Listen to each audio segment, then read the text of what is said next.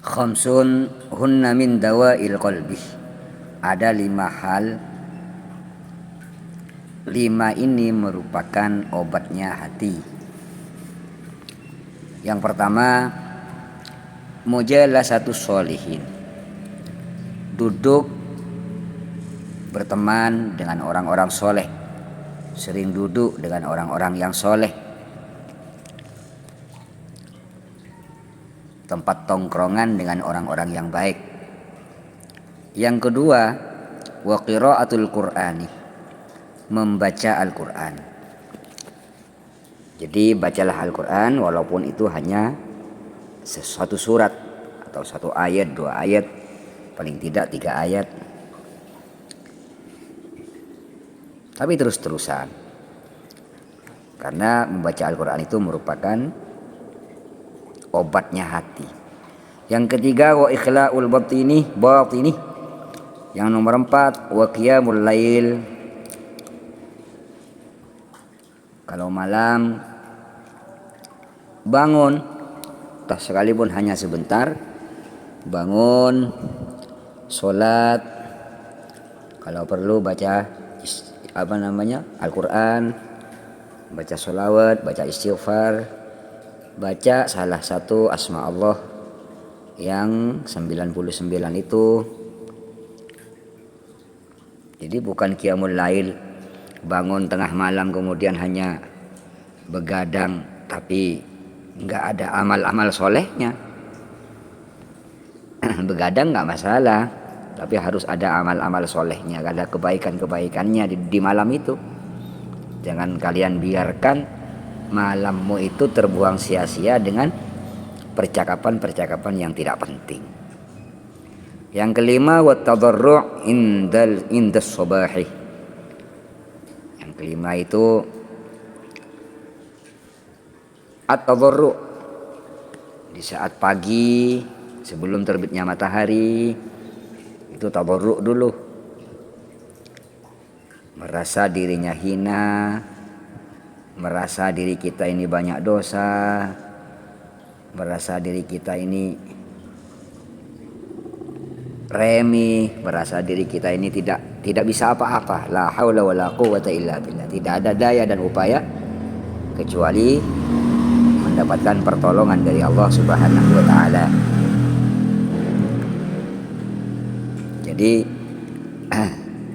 hati kita itu merasa hina di hadapan Allah Subhanahu wa taala. Ya Allah, kalau aku tidak diampuni oleh-Mu sedangkan dosa-dosaku sangatlah banyak. Ya Allah, kasihanilah aku. Siapa lagi yang akan mengasihaniku kalau bukan Engkau, wahai Allah. Ya Allah, tunjukkan jalanku, bimbinglah aku. Siapa yang mau menunjukkan dan membimbingku selain Engkau, ya Allah. Ya Allah, kuatkanlah aku dalam segala urusan perintah-Mu dan menjaga semua larangan-larangan-Mu. Siapa lagi kalau bukan Engkau yang menolongku, ya Allah. Ya Allah, bantulah aku dalam semua urusan dunia ini.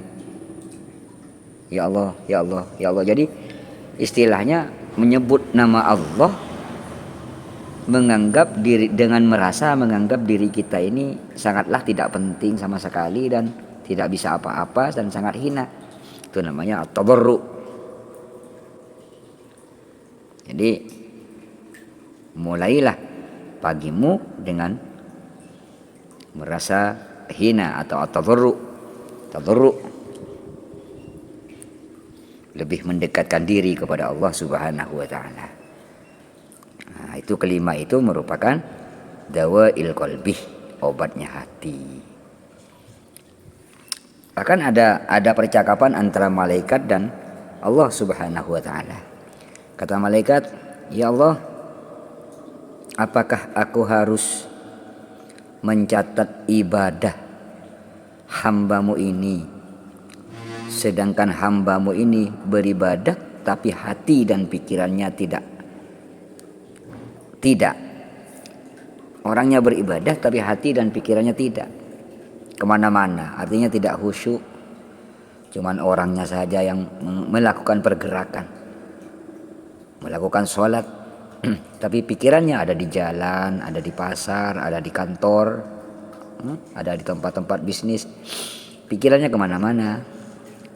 Jadi kata malaikat, hambamu yang beribadah kepadamu, mengingatmu dengan cara seperti itu, apakah aku harus mencatatnya, wahai Allah? Lalu ia hanya mengingatmu ya Allah dikala dia sedih saja. Dia akan sholat, dia akan berseru kepadamu, dia akan memohon, mengemis kepadamu di saat dia bersedih saja. Tapi setelah dia bahagia, engkau kembali dilupakan.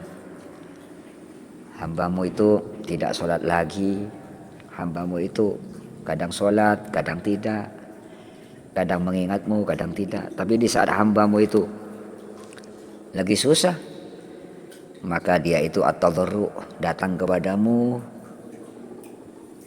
merendah diri di hadapanmu, seakan-akan engkaulah Allah yang bertanggung jawab, yang akan menyelesaikan semua urusan hamba-hamba orang itu, hambamu itu, kata malaikat. Jadi Allah menjawab, ya malaikat, wahai malaikat, tidaklah engkau melihat, wahai malaikat, hambaku ini, abdi, tidak punya siapapun selain aku, kata Allah.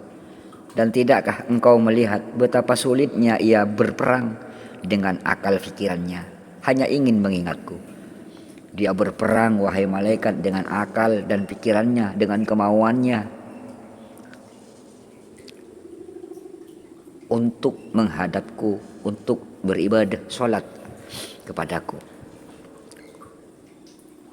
Padahal dia itu sibuk.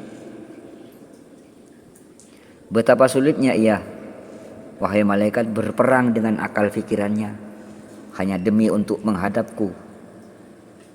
Enggak apa-apa, aku tahu dia terpaksa, tapi aku tetap mencintainya karena sudah berusaha mengingatku, karena berusaha tetap mau menghadapku dan memohon kepadaku. Itulah kata Allah.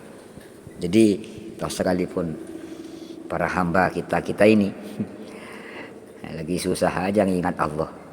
Ya Allah, duduk ya Allah, berdiri ya Allah, tiduran ya Allah. Jadi dikit-dikit ya Allah, ya Allah, ya Allah. Sholat. Tapi di saat kita senang, kita bahagia, kita selesai semua urusan kita, masalah-masalah kita melupakan Allah Subhanahu wa taala. Bahkan kita kadang-kadang tidak mau, toh sekalipun dipanggil untuk menghadap Allah, diri kita ini enggan untuk menghadapnya. Kita lalai, kita terus sibuk dengan kemauan-kemauan kita.